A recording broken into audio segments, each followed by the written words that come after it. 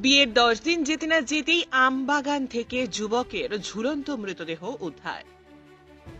সামাজিক মাধ্যমে যোগাযোগ, তারপর বিয়ে, আর বিয়ের 10 দিনের মাথাতেই যুবকের ঝুলন্ত দেহ উদ্ধার গ্রামেরই আমবাগানে। ঘটনাটি ঘটেছে মালদা জেলার হরিশ্চন্দ্রপুর থানার অন্তর্গত কুনার গ্রামে। ঘটনায় রীতিমতো চাঞ্চল্য ছড়িয়েছে গোটা এলাকায়।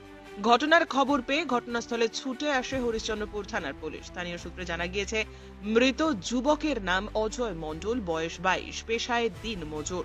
সামাজিক মাধ্যম থেকে প্রেম, 10 দিন আগে বিয়ে, বিয়ের 3 দিন পর কৃষাণগঞ্জে কাজ করতে যান। 3 দিন কাজ করার পর আবার বাড়ি ফিরে আসেন। বাড়িতে আসার একদিন পর থেকেই নিখোঁজ অজয়। 2 দিন নিখোঁজ থাকার পর গ্রামেরই একটি আমবাগান থেকে তার ঝুলন্ত মৃতদেহ উদ্ধার। মৃতের স্ত্রী মাধবী দাস বলেন, আবার 3 দিনের মাথায় চলে গেল পালিয়ে।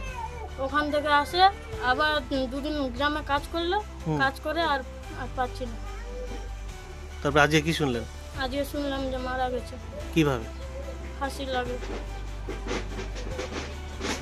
না, ওগুলো কিছু হয়নি। কারোর সঙ্গে ঝগড়া? না, ঝগড়াঝাটি কিছু হয়নি।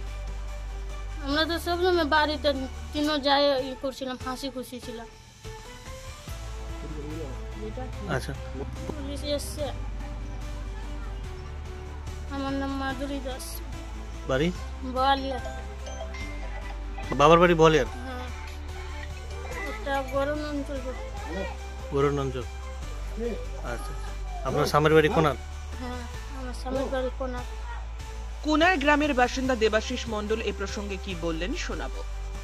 বাসিন্দা আমাদের এই বাড়াপুকুর একটা বড় পুকুর আছে, সেখানে মাছুয়া মাছ মারছিল। আর ওই মাছুয়ারাই খবর দেয় গ্রামবাসীকে যে একজন গাছে রেখে ফাঁসি টাঙাচ্ছে।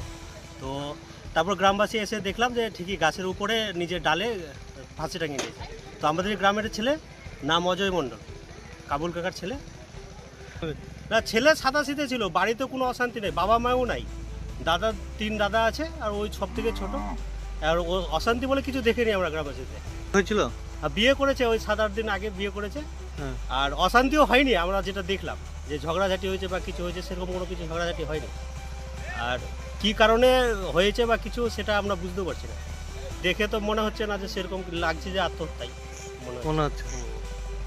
ঘটনাস্থলে পুলিশ আছে। মৃতদেহটি উদ্ধার করে ময়নাতদন্তের জন্য মালদা মেডিকেল কলেজ ও হাসপাতালে পাঠানো হয়েছে। গোটা ঘটনার তদন্ত শুরু করেছে হরিশ্চন্দ্রপুর থানার পুলিশ। ব্যুরো রিপোর্ট, আপনার নিউজ।